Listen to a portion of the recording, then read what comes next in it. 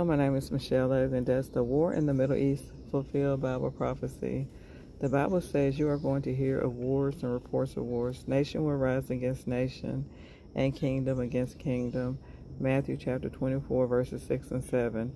The current conflict in the Middle East is another event that marks the conclusion of the system of things and adds to the evidence that we are living in the last days. I'm going to read Matthew chapter 24, verse 3.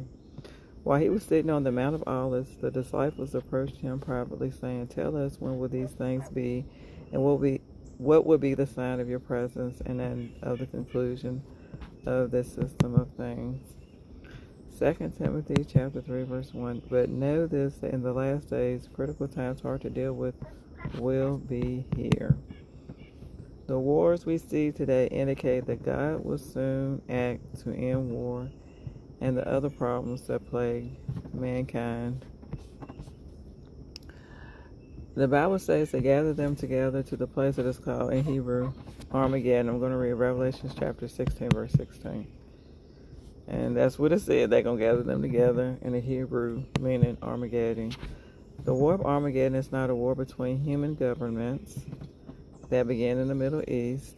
It is a global war between all human governments and God. So that sounds very, very, very scary.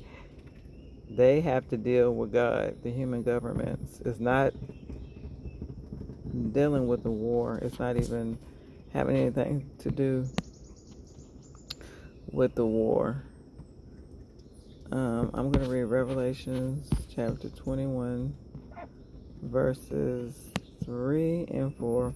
With that I heard a loud voice from the throne say, "Look, the tent of God is with mankind, and he will reside with them, and they will be his people, and God himself will be with them. And he will wipe out every tear from their eyes, and death will be no more.